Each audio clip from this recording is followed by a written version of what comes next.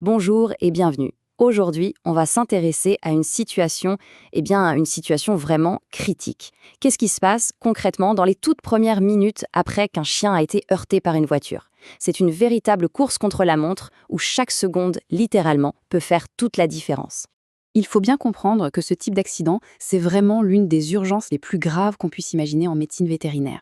L'impact, il ne cause pas juste une blessure, non, il déclenche une espèce de réaction en chaîne dévastatrice dans tout le corps.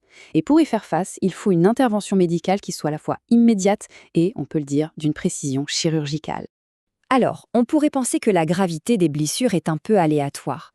Mais en fait, pas du tout. Ce n'est jamais le fruit du hasard. Tout dépend d'une combinaison de facteurs bien précis.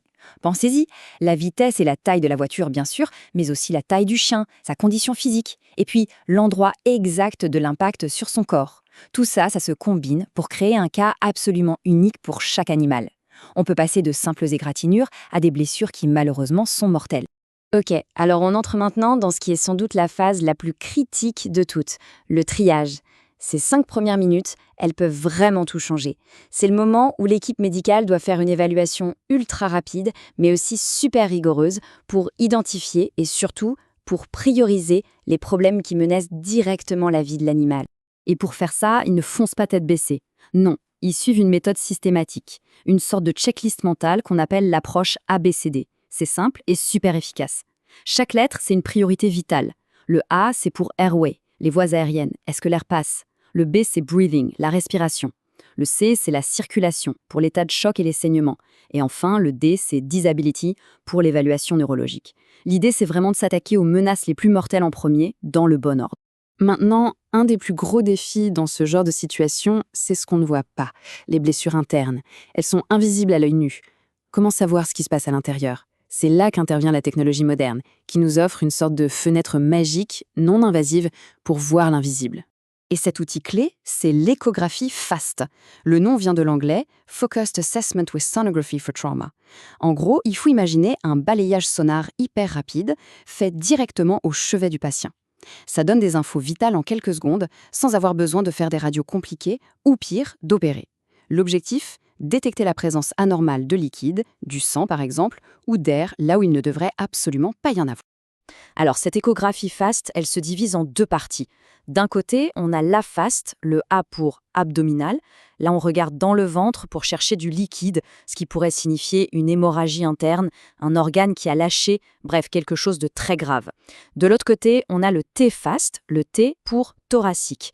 Ici, on explore la poitrine pour voir s'il n'y a pas de l'air ou du liquide qui serait en train de comprimer les poumons, les empêchant de fonctionner. Ces deux examens sont absolument cruciaux, ils vont dicter toute la suite des opérations.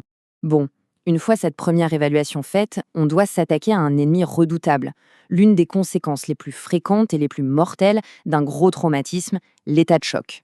Mais au fait, c'est quoi exactement l'état de choc?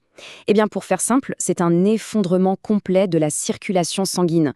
Le sang n'arrive plus à livrer l'oxygène aux organes vitaux. C'est un peu comme si le réseau électrique de tout le corps tombait en panne d'un coup. Et quand ça arrive, tous les systèmes vitaux sont menacés. Pour le détecter, les vétérinaires ont des signes cliniques qui ne trompent pas. Ils vont regarder les gencives, si elles sont pâles, c'est mauvais signe. Ils vont prendre le pouls. S'il est très rapide mais faible, c'est un autre indice. La tension artérielle, évidemment, si elle est trop basse. Bref, tous ces éléments sont des signaux d'alarme qui crient que le corps est en détresse. Et là, il faut agir vite. Non, il faut agir très, très vite. Alors, face à ce qu'on appelle un choc hypovolémique, c'est-à-dire un choc causé par une grosse perte de sang, il y a une arme principale, un traitement de première ligne. La priorité absolue, l'urgence numéro 1, c'est de restaurer le volume de sang qui circule dans le corps pour que tout le système puisse se remettre en marche.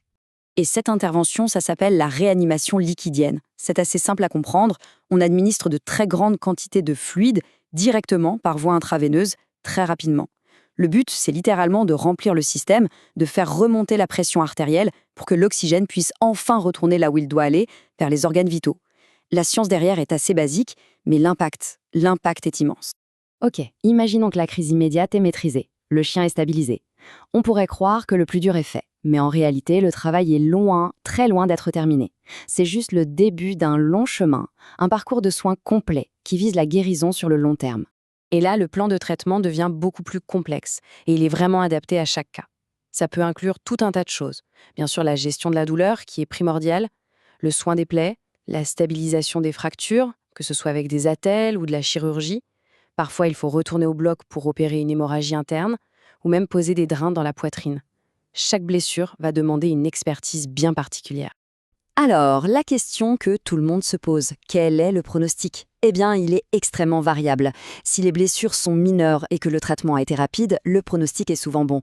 Par contre, dès qu'on a des lésions internes importantes, plusieurs fractures ou des dégâts neurologiques, là le pronostic devient réservé. Et puis, dans les cas les plus graves, on parle de traumatisme crânien sévère, de défaillance de plusieurs organes, le pronostic est malheureusement bien souvent défavorable. Il y a cette phrase qui résume tout parfaitement.